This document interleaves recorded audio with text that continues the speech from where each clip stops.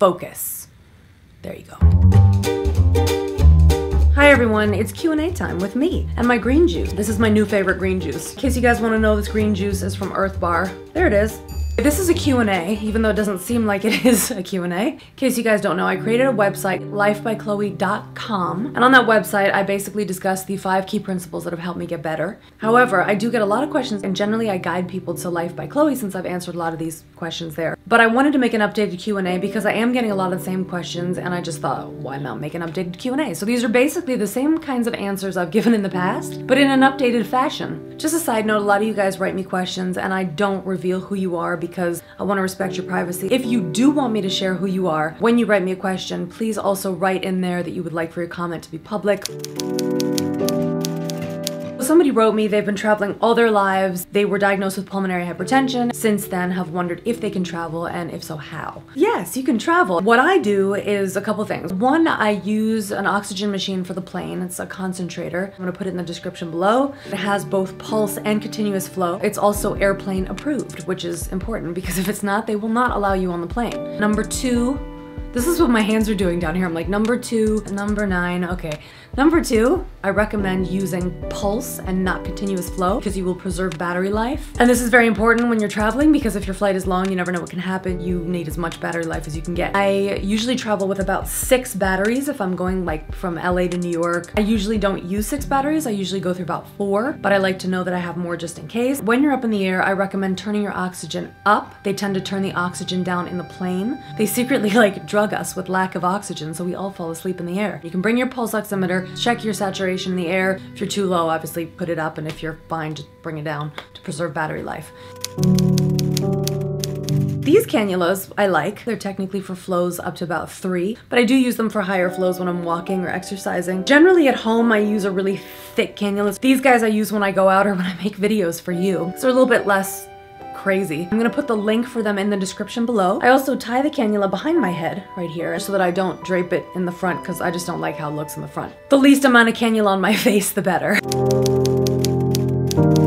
Someone wrote me and let me know that recently her son has developed pulmonary hypertension. He's very young, apparently. Her family's apparently having a lot of breakdowns as a result of this diagnosis. She wanted to know if I could advise her with regard to this. First of all, it's always been really helpful for me to remind myself that there is so much we can do for ourselves and for our bodies. These are the 5 principles that I talk about on my Life by Chloe site. So these 5 principles are nutrition, exercise, mindset, family and friends, and creative expression. You know, aside from drugs, there's so many things that we can do to help our bodies get better. If it's oxygen saturation's low, I definitely recommend wearing oxygen. As I recount one of my videos, I watched a documentary about rats. They starved rats of oxygen for about 2 weeks, and in that period of time, they developed pulmonary hypertension. So when I saw that, I realized how important oxygen was and what the lack of it could actually do to you. I find the hardest thing is that when you have symptoms and your heart's beating really hard and you don't feel well and you have no energy, and I, in my case, have chest pain because of a lung condition, whatever your symptoms may be, it's really hard when you're having those symptoms to remember that you can get better. And I think the most important thing is to remember that you can get better, and those moments will pass, and just keep your focus on what you want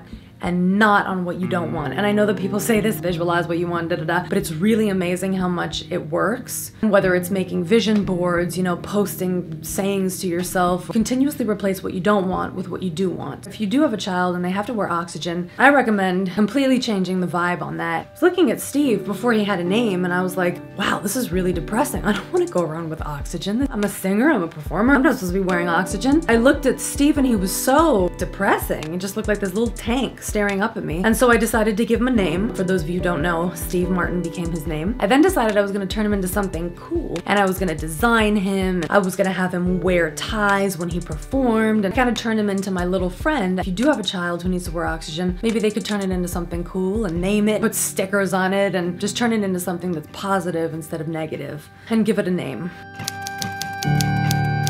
As a final thought, these are the 5 things that I remind myself on a constant basis. Also, if you go to lifebychloe.com, in the mindset category, you'll be able to find these 5 points. So the first one is that I can get better no matter what anybody else is telling me. The second one is that our bodies are made to heal. I remind myself to be patient when I'm being rushed or I'm not seeing changes take place fast enough. I visualize myself healed no matter how difficult things may be. I have faith, but I remind myself that it's my job to do the actual work. I hope this video has been helpful in some way. If you guys have questions, you can always write me on YouTube YouTube. You can write me in the contact form on lifebychloe.com. You can write me on Facebook. I check Facebook less. And you can also send me a tweet. If you guys do want me to announce who you are, then let me know with your comment and I will announce who you are. Otherwise, everything will remain private and I will just continue to answer your questions. Don't forget to check Life by Chloe. There's lots more there. Thanks so much for watching and I will see you soon.